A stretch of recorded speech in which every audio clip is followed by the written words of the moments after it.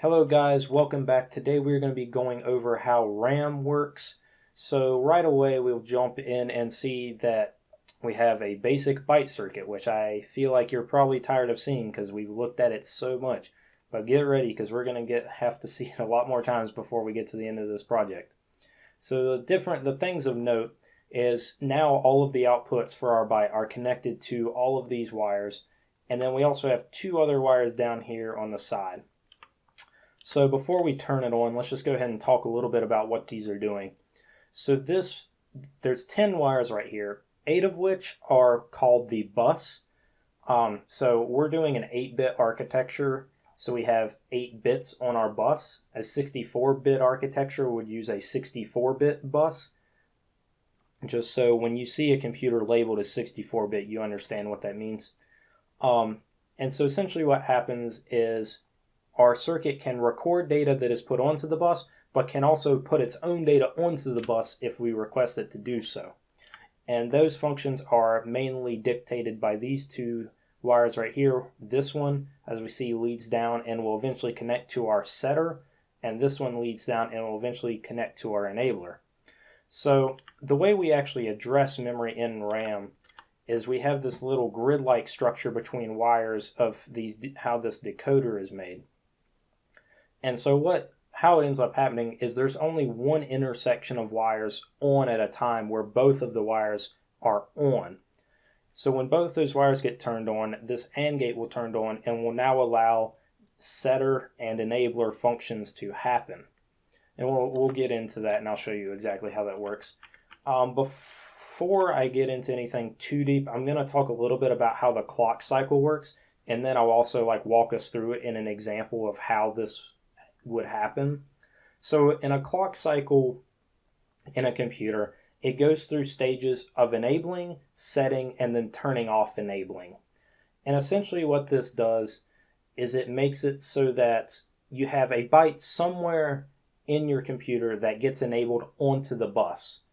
Then at a different point, or a byte somewhere else in the computer has its setter turned on, so it takes in that information that has been put onto the bus by the other byte. Then its setter is turned off, the enabler for the other byte is turned off, and then you repeat that function over and over and over again. And in large part, this is how a lot of the functions in a computer work. Sometimes there's some steps in between there, but that's how you move information around from one place to another. So let me go ahead and jump in and I'll show you exactly what I mean.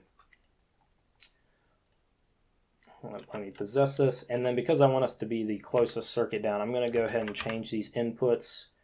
And so now you see that where these inputs were once off, they are now on. So now we have this nice little grid right here that's on. Alright, so we see that the AND gate has now been turned on because both of the wires it's connected to are on. And we also see that it's now going to only one input of both of the AND gates. That's because we need either the setter or enabler bit to be turned on I shouldn't say on the bus. It's kind of part of the bus, but not really. I shouldn't label it like that. So what we can see is that now when I turn on the enabler or the setter for this, it turns on all the setters. And when I turn on the enabler, it turns on all of the enabler's connected gates. Whereas if I move over here where the gate is not powered on, we can see that because only one of the inputs of the AND gate is on, it doesn't actually affect anything. And that's important because when you turn on these setter and enablers, it goes to everywhere. So you can't really, you have to make sure that it's not like enabling every byte onto the bus at the same time. Otherwise you'd have some really weird things going on and it would never work. Now you might be asking, if we're always turning on the enabler and always turning on the setter, at some point during this, how are we not setting a byte back to itself?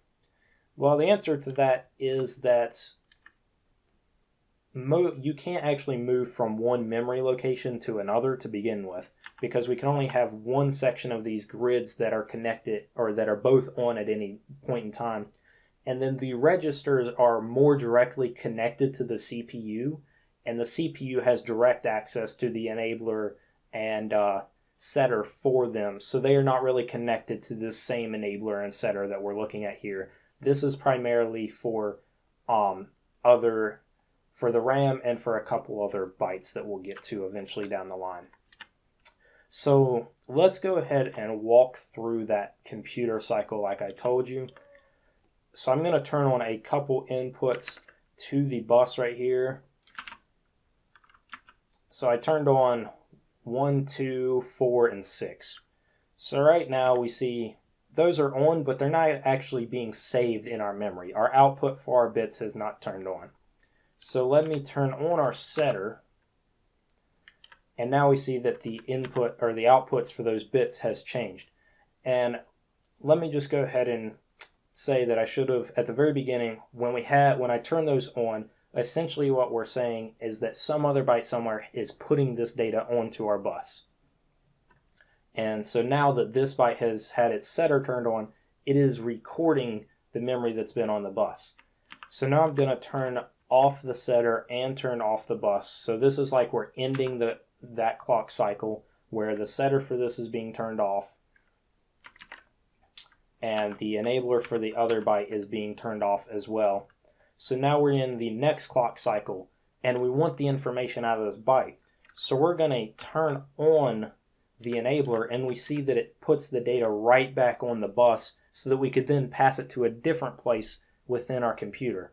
Once again, I want to say that you cannot go from one memory location to another because of the fact that right now the only reason we can do this is because we're powered on from this grid from both of the horizontal and vertical lines being on.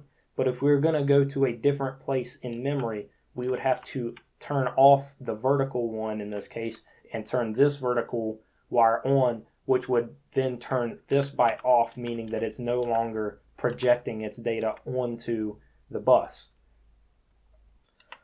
So that's pretty much all there is to say about RAM.